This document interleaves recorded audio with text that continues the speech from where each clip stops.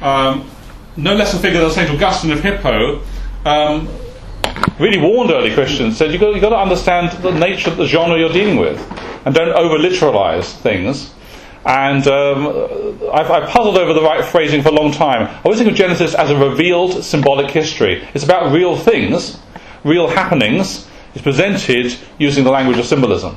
And so I like to think I have my cake and eat it.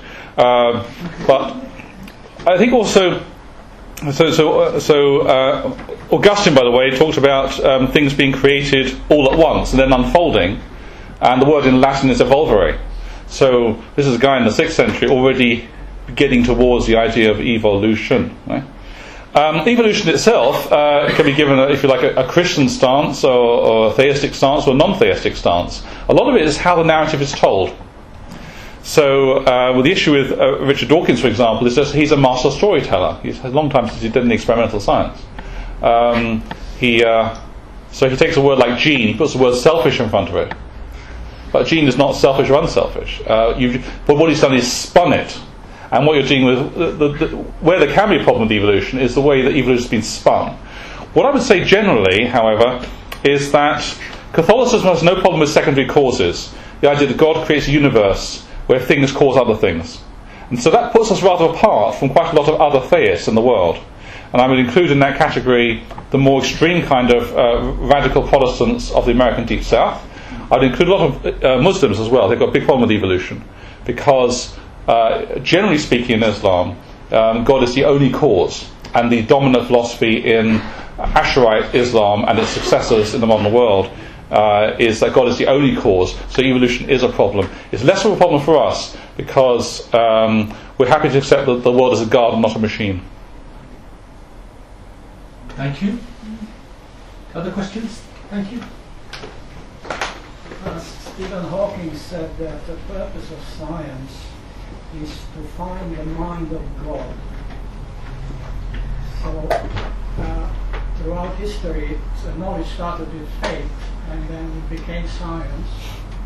So as we go into the future, there will be less faith, more science as we discover more facts about the universe. But I think they'll never come to the end, so probably there will always have to be some faith. Can you comment on that? Yeah. Thanks for a great lecture. Thank you. Well, this issue about what science can and cannot explain. Let me just give you a question. Or give you all a question. Is Pluto a planet? Is Pluto a planet? A dwarf planet. A dwarf planet, right? It's when I was growing up, Pluto was a planet. And then we discovered other things beyond Pluto, which look a bit like Pluto. They're also in eccentric orbits. And then we sort of felt, well, maybe Pluto is just an example of one of these other kinds of objects. We'll give a different name to them, right? But the funny thing is, the question, is Pluto a planet, is not a scientific question. It's a philosophical question. It does, and I think there's a judgment of reason, but it's not like a scientific measurement. And so, when people say science can explain everything, they say, well, no, even the things science deals with, like planets, require judgments of reason, which they're not the judgments that come out of scientific method. And actually, the world's astronomers all had to become Aristotelian philosophers for a few years as they debated the question of whether Pluto is a planet.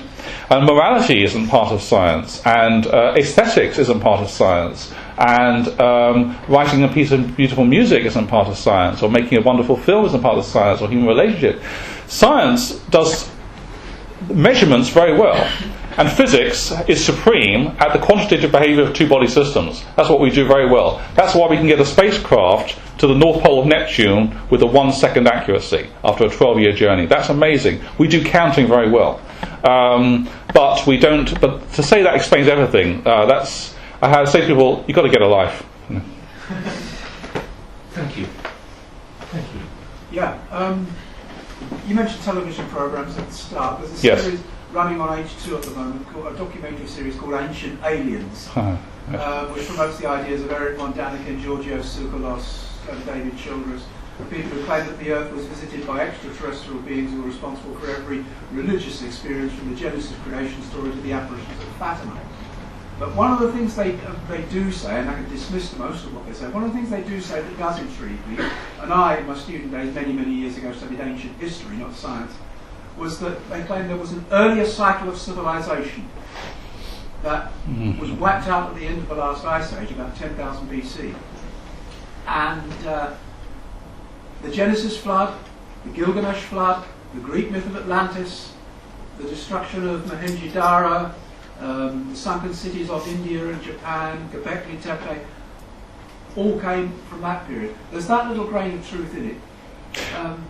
Do you have any insights on that? No, not really. But I would say a couple of quick comments. First of all, this business about ancient civilizations, there's a slightly disreputable past to all this, because this is very much a sort of the Nazi folklore that the Aryans used to be this wonderful race tens of thousands of years ago, that's and then yeah, you see, so what you have with all these stories. Watch the company you keep.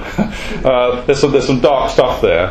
The second thing is you can tell many stories about the world. I remember when I was a teenager, someone me saying he doesn't believe in God, and then saying, well, of course, churches are built with steeples to broadcast to aliens. I thought, oh, great. But he doesn't believe in God, you know. But and the thing is that the religious instincts are natural to human beings, and if I would say the order of revelation is removed, it doesn't vanish. It's just put to other things, and so aliens take the place of a godlike race and so on. That's why I said earlier the issue is not the existence of God; it's the nature of God. But when you hear these stories, all I would say is read other stories and be careful, just to be a little bit careful. Yeah. Much of you said is exactly what Superlos says. Right. Aliens take the place of God. That is. Yeah. Any other questions? Let's go to the back. Will, then Irene. Will first. Scientific pursuits implies a belief in the order of the universe. Right. So I was wondering if you could comment on whether there's a conflict between an understanding of the world in which miracles take place and having a scientific base view of the world. And I was wondering maybe how many miracles do you believe in? Oh, fantastic! What a fantastic question. Thank you. Gosh, thank you so much. Okay, miracles first. So if I throw an apple in the air, and it will actually follow an orbit, roughly a parabola, and it follows the trajectory. It follows the orbit we can calculate through the law of gravitation, roughly speaking. So nice and orderly. It's the perfect Newtonian system. And then if I reach out and catch the apple, what's happened? Have I acted because of the laws of physics to catch the apple, or have I intervened freely to catch the apple? What do you think? Spontaneous? Is the action of my catching the apple due to the laws of physics? No, I don't think so. I don't think there is a law of physics for me catching an apple. I don't think there's a law of physics for the carbon atom that's galloping along on the tip of the carbon atom at the tip of a galloping rhinoceros. There's no law of physics about that. Because laws of physics are for idealized systems in vacuums. As soon as atoms are embedded in things, you get all kinds of spontaneity. And that touched on the issue of miracles. If I can reach out and catch an apple, and if God is all-powerful, God can catch the apple or intervene. Well, no problem with that. So when people exclude miracles because they're unscientific, I say, well, you've got to look at this and be careful what you mean by science. The scientific laws deal with idealized behavior of two-body systems, largely. But if you want more detail on this, my colleague, Timothy McGrew, has written a fantastic article with 10 years of research behind it for the Stanford Encyclopedia of Philosophy on the subject of miracles. So if you want the in-depth answer, look there. I've given you the rough answer. How many miracles do I believe in? I'm quite a believer in miracles. I think several happen in my own life. But what are miracles for? They don't save our souls, unfortunately, not in themselves. And Newman gave a very good sermon on this. You can do signs and wonders, you can see signs and wonders, but what is God's project? What does God want from us? He wants to change our hearts. And mere power won't do that. It's a much more subtle job, if you like, God is trying to bring about. How do you change the human heart? And that's grace and response to grace, not miracles. So miracles kick-start the process. but it's grace in the long term that really counts. And one more point about that: for the first Christians, they healed by miracles. But by the time Christians were building, by the 4th century, Christians were building hospitals. So what started with a miracle as a foreshadowing became a work of grace as soon as we could do it. Or the miracle of Pentecost starts with divine intervention to kickstart the process. And centuries later, we're inventing alphabets, languages, translating across the world. I met the priest who wrote the first dictionary of the Turkana people in northern Kenya. It's amazing. So the miracles kickstart, but they don't save the soul. Look, we're nearly to the end, so just Irene on the back had her hand up, so let's just hear that question. Thank you.